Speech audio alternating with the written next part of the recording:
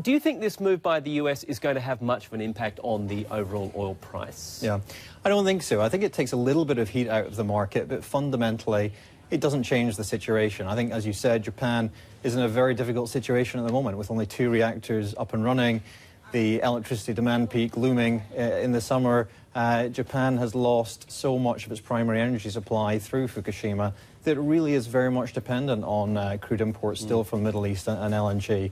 So I think this move is really not enough to change the market perception. Of course, the big players, China and India, are really still the countries that matter when it comes to Iran. And do you think the US action by showing that it's prepared to roll back the sanctions on these oil importers will help sort of focus minds in China and India? Do you think they will also start cutting back?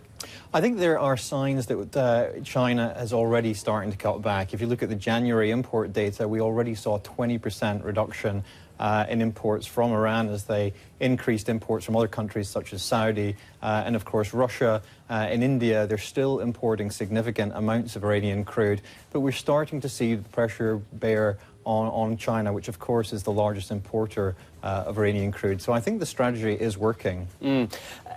But at the end of the day, it's much more, or oil is much more sensitive to the Straits of Hormuz, the potential that Iran has to close the Straits of Hormuz because it's being threatened over its alleged nuclear arms program.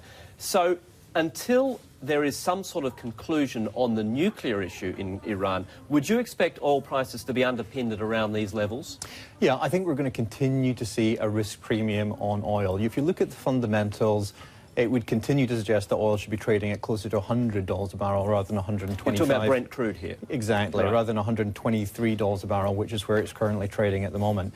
You know, while I think it's unlikely that we will see a closure of the Straits of Hormuz, you know, clearly with 19 million barrels a day passing through that critical choke point, you know, any disruption that we would see to shipping, you know, would have a significant impact on international crude prices. So I think as long as this crisis continues, you know, we are going to see crude at elevated levels. Okay, and the news from Saudi Arabia earlier this week that it plans to, or it's standing by, if you like, to increase its own oil production by about a quarter to 12.5 million barrels a day from 10 million.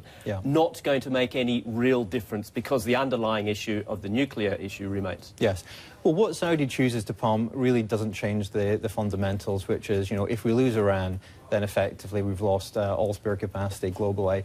I think the question is also, you know, how much really can Saudi pump? You know, it's pumping around 10 million barrels a day at the moment, which is the largest amount that it's pumped since the middle of 2008, which, if you remember, was when we had oil prices spiking up to $150 a barrel.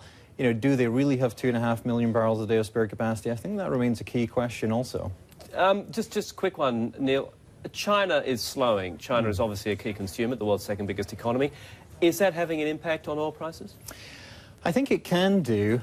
We have seen a slowdown in Chinese oil consumption throughout the second half of last year. Interestingly, we saw a pickup in the first 2 months of the year this year.